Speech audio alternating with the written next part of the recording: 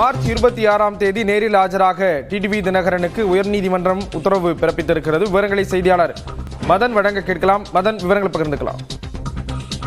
கடந்த 2018ஆம் ஆண்டு அக்டோபர் மாதம் ராமநாதபுரம் மாவட்டத்தில் பசும்பொன்னில் நடந்த தேவர் ஜெயந்தி விழாவுக்காக அப்போதைய முதல்வர் மற்றும் அமைச்சர்களை வரவேற்று ராமநாதபுரம் மாவட்ட அதிமுக தரப்பில் 200க்கும் மேற்பட்ட பிளக்ஸ் பேனர்கள், ஆயிரக்கணக்கான கட்சி கொடிகள் அமைக்கப்பட்டது.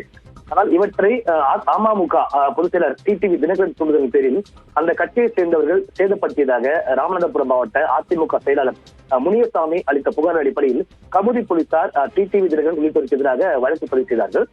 கமுதி நீதிமன்றத்தில் விசாரணையில் உள்ள இந்த வழக்கை ரத்து செய்ய வேண்டும் என கூறி டிடிவி தினகரன் தரப்பிலிருந்து சென்னை உயர்நீதிமன்றத்தில் இந்த ஒரு மனு தாக்கல் செய்யப்பட்டது.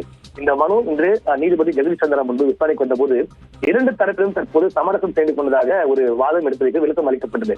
இதையடுத்து இந்த வழக்கில் சமரசம் செய்து கொண்ட தொடர்பாக 2 தரப்பினரும் இணைந்து மனு தாக்கல் செய்ய உத்தரவு பிறப்பித்த நீதிபதி அந்த குற்றம் சாட்டப்பட்ட டிடிவி தினகரன் மற்றும் அவருக்கு எதிராக புகார் அளித்த முனியசாமி ஆகிய 2 பேரையுமே நேரில் ஆஜராக வேண்டும் என்று உத்தரவிட்டு இந்த வழக்கு விசாரணை மார்ச் 26ஆம் தேதிக்கு தள்ளி வைத்துள்ளார்.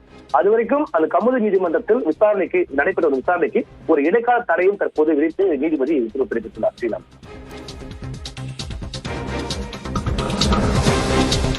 தகவல்களை வழங்கியதற்கு நன்றி மதன்.